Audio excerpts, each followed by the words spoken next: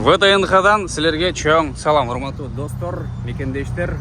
Өзүңүздөр билгендей эле, биринчи бөлүктө Бишкектен жолго аттанып, Казакстанда Бөгөтсай айылынын бүтө беришине жеткенбиз, Так вот, экинчи бөлүгүбүздө буйруса ошол Бөгөтсайдан Москвага кантип келдик, эмне болду, ушул бардыгын түшүндүрүп берем. Анан биринчи бөлүктө комментарийлер өтө көп айтылыптыр. Ошол комментарийлерге дагы четко ясна жооп болот.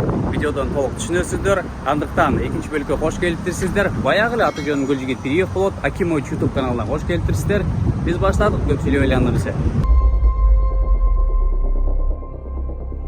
Курсагыбызды тойгозуп алган соң жалпы команда биригип жолго аттандык. Жолдо бара атканда өтө кызыктуу окуялар болду. Вентилятордун лобстерине окшошкон даңкыйгар эмелерди көрүп алып, таң калып өтүп бараттык. Негизи Бишкектен Москвага каттаган таксисттердин баасы 6000 сомдон башталат экен адам башына. Авиабилеттин баасына жараша көтөрүлөт экен, түшөт экен. Ошого дагы эске алып турсаңыздар болот. Биз ар бирибиз 6000 сомдон бердик. Анан дагы биздин 7-чи адамыбыз жок болгондуктан ар бирибиз 6 адам 500 сомдон чыгардык дагы 6 адам бириги бир машинада бердик. Ошондо биздин жол киребиз 6500 сомдон айланды. Кипишнули, короче. Бир нерсе сынды дейт, но оказывается жөн эле жолдо жаткан бир фигняны төбөлөп өтүп кетиптирбиз. Баары жакшы, жылып атабыз. Алтыным белек болуп бактыма, табылдың бойго жеткен чагыңда, өчүрдүң көзгө сүртүп өзүңдү, зарыга. Хромтауда могу туалет эме экен, платный экен, анан еще тем более момда тема бар экен. Менде 100 теңге экен, 100 теңге жок. Айттым да, эме депчи, Кыргызстандын 10 сому бар десем, сом не надо, рубль или теңге дейт. Ушундай экен. Казакстан только рубль или теңге эстетет экен. Ушундай. Мен уже видеороликтеримде бул нерсеси жок, элестете албай калдым, туугандар.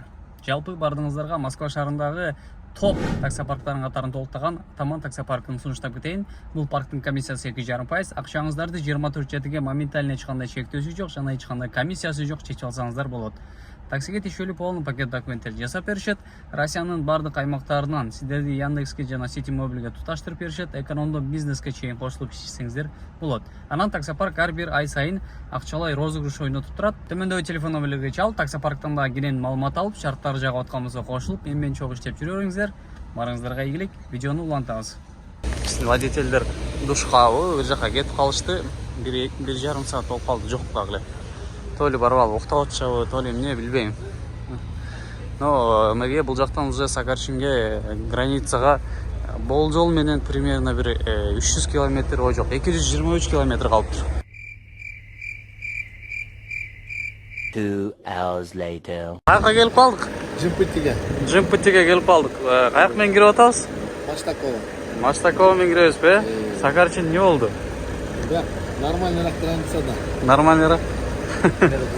Уверенно өткөзөбү? Уверенно өтөбүз, анан эмени Россияда азыраак жүрөбүз да. Сразу Самара жактан. Самарадан чыгабыз го. Урматтуу Куляношка. Бек болот, сүйлөп коюшпу?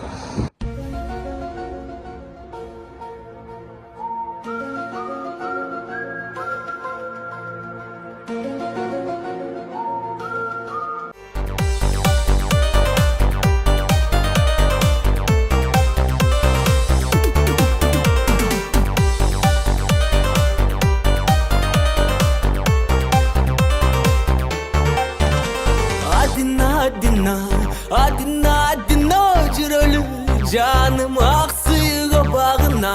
Adina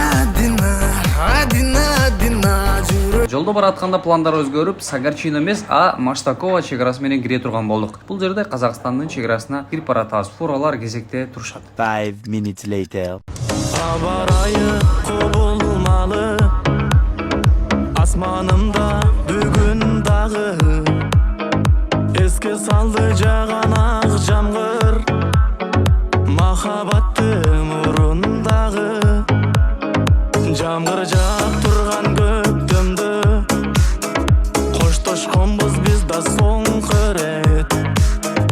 Айрылык күндөр өткөнгө арман кылат али эле жүрөт. Түнүм жүрөт ыйлаба башка, өткөндү эстеп кыйналба. Ошентип Россияда дагы алгачкы жолу тамак жейли деп токтодук, Самаранын объездной жолунда токтодук. Эмелерди карагыла. баш кийимдерди карагыла, папакаларды карагыла, койдуку, эчкиники ар кайсы эмелерди бар экен. Жииндик экен, бирок.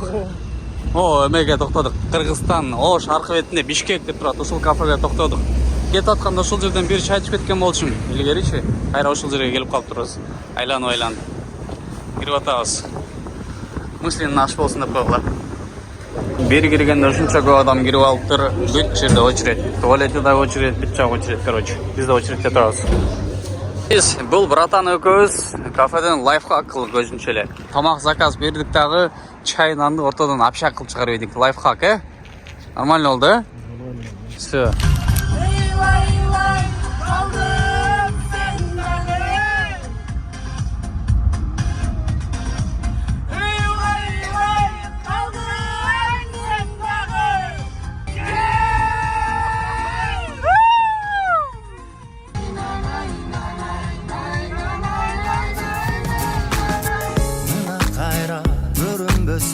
Ay nurları ayıl için geçki duman kaptadı görüp duran жалгыздыктын нары чагын жалган дүйнөм ага жазган азаптары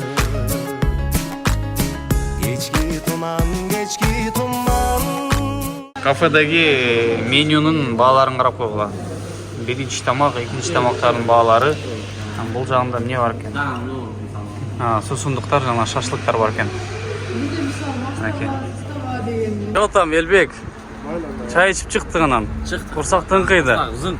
Дальше жыласың, кетесиң. Дальше кеттик эми ушу Кудай буйруп бүгүн кечке жетип алсак жакшы болмок. Москвага, Иншалла жетебиз деген ойдо. Канча километр калды? Так, 620 калды го дейм. 620. Махаббатым бары жалган кечки туман Анча жерде оператордун ролун аткарып берген, тамашаларга чыдаган, көтөрө билген мыкты компания болуп берген братанга дагы рахмат. Билеп коюңузду, братан. Кеттик, братан. Музыкага, ритмга түшүп коюңуз. Come on. Опа.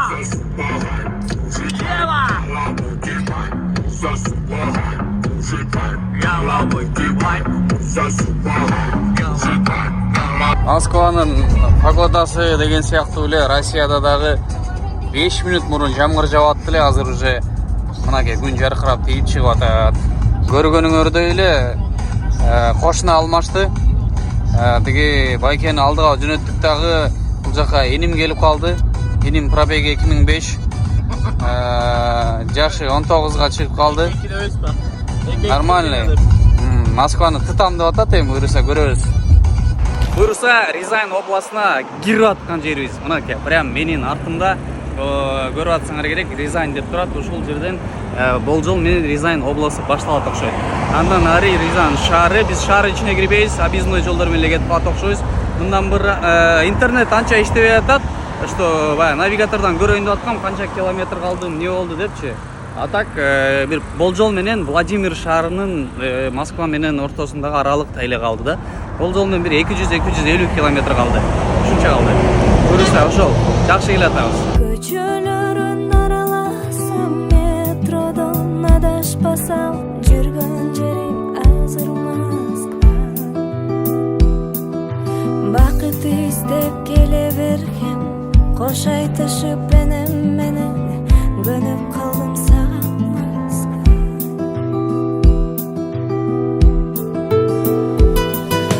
Ана Москва, мына Москва, жаштык күндөр сенде калды кана Москва. Эй, жаштык мастура, ойноп кеш тура, кызык күндөр сенде өттү ойноп Москва.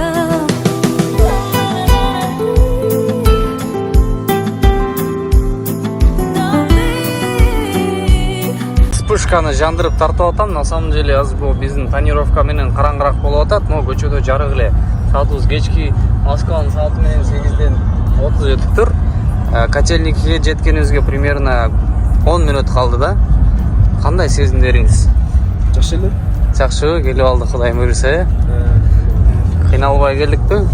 Кыйналбай да. Сонун келдик, Ошол туугандар. 5 minutes later. Кудай жалгап жетип келдик.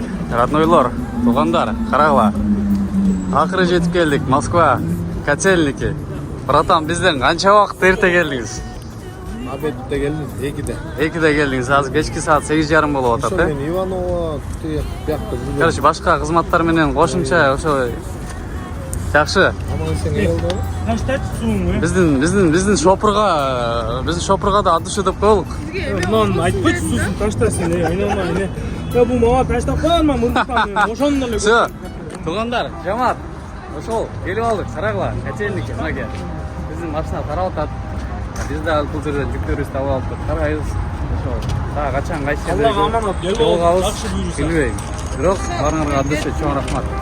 Пока. Всё. Біз сразу Москваға даярданып ата чемодандарын чек-чектік. Все, анда, бригадада айткандай, даст Бог свидимся, Все, прощай. Ушинтип Москваға да келип алып, жайланып, арендага автоунаа алып чыгып, жумушту кылып аткан жерим.